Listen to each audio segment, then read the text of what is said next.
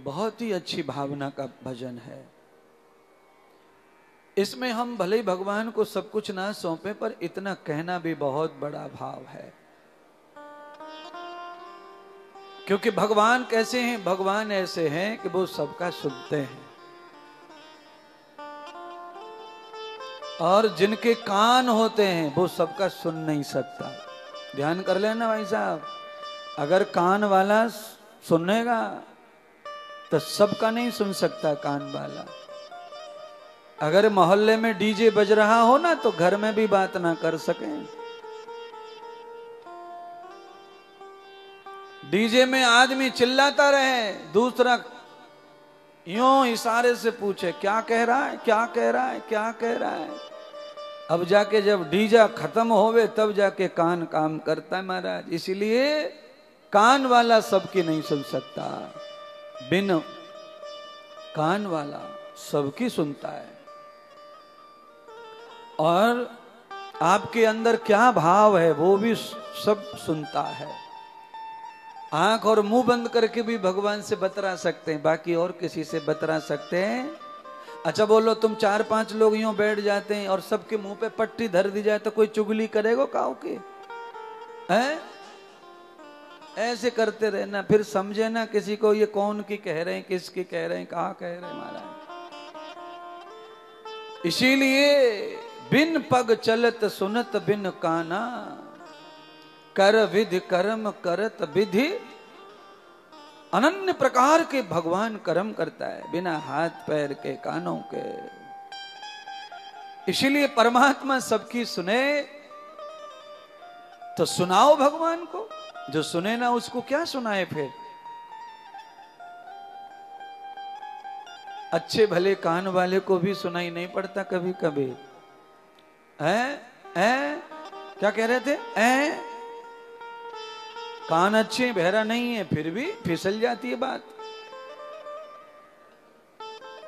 परमात्मा से ये नहीं कहना पड़ता, क्योंकि वो सोचने मात्र से सुन लेते हैं तुम क्या कह रहे हो, तुम चाहते क्या हो कहना, वो भी उन्हें पता चल जाता है। ऐसे कई शरीरधारी भी हैं धरती लोक पर, जो आपके चेहरे को देखते हैं और पहचान लेते हैं ये क्या कहने आया है, ये क्या बोलना चाहता है।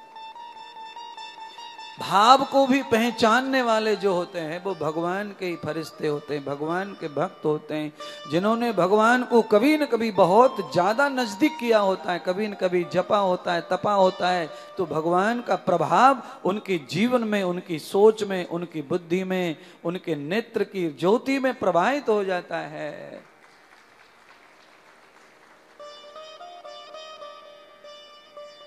निषाद के बाद राम कहां गए? केवट के पास। केवट ने राम जी को पहचान लिया, समझ लिया तो धो डाला।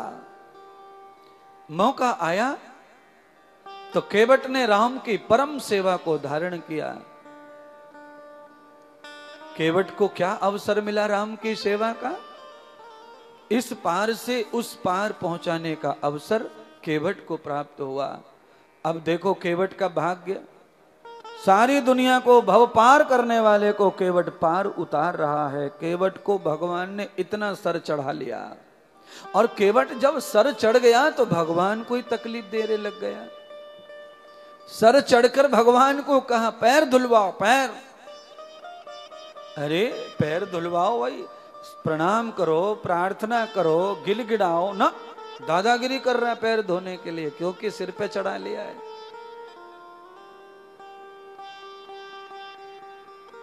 भगवान अपने भक्तों को इस प्रकार भी चढ़ा लेते हैं। केवट ने चरण धोए, नाव में बिठाया और पार भी किया। केवट ने उतराई नहीं ली। गंगा मैया का गीत गा लो, मन कर रो भाई, गंगा मैया पे आए तो है। केवट ने गंगा मैया से प्रार्थना की, मैया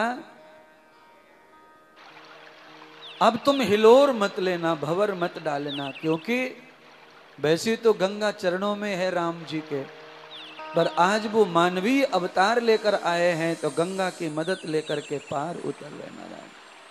और गंगा पार उतारती है, इसमें कोई शक नहीं है महाराज। गंगा मैया के पूजा का 8 दिन का प्रभाव मुझे रोज समझता है, रोज समझ रहा है, रोज उसका प्रभाव क्या है, अपन ये जो कर रहे हैं ये क्या व्यर्थ ना उसका समझता है।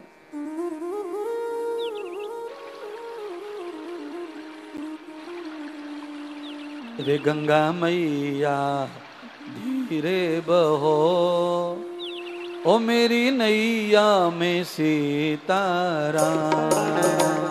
ओ गंगा मैया धीरे बहो, मेरी नैया में सीताराम। गंगा मैया धीरे बहो, मेरी नैया में सीताराम। गंगा मैया धीरे बहो, मेरी नैया में सीताराम। मेरी नैया में सीताराम, मेरी नैया में सीताराम। मेरी नैया में सीताराम, मेरी नैया में सीताराम। गंगा मैया धीरे बहो, मेरी नैया में सीताराम। गंगा मैया धीरे बहो, मेरी नैया में सीताराम।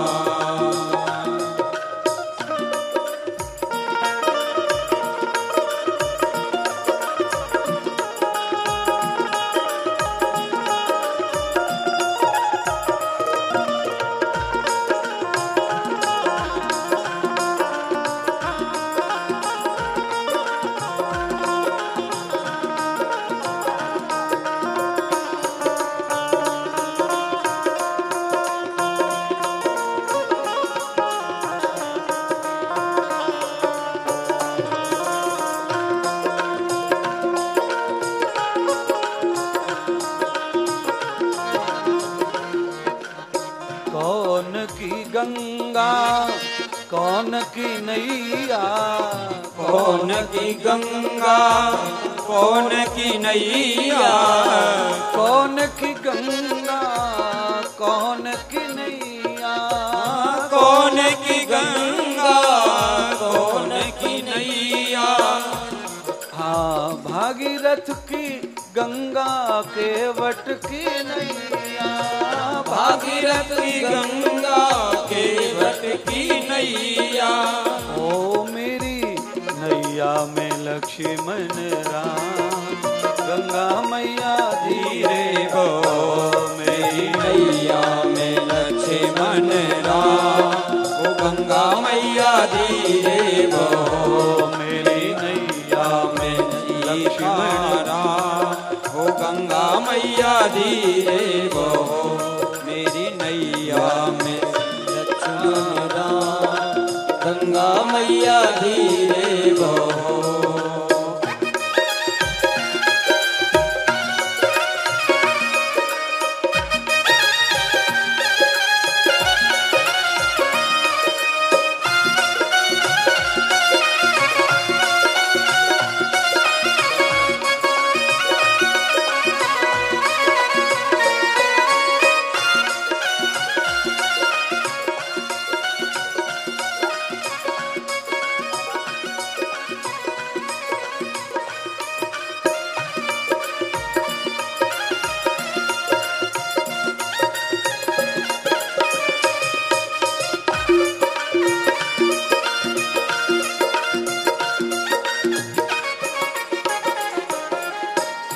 कौन की गंगा कौन की नैया।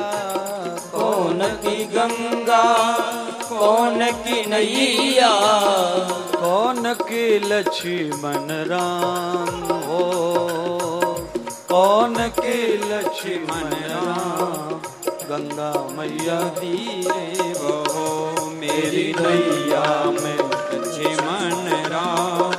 ओ गंगा मैया धीरे बहो, मेरी नैया में लक्ष्मण राम। ओ गंगा मैया धीरे ओ गंगा मैया धीरे बहो, गंगा मैया धीरे बहो, गंगा मैया की जय, सियापति रामचंद्र भगवान की जय।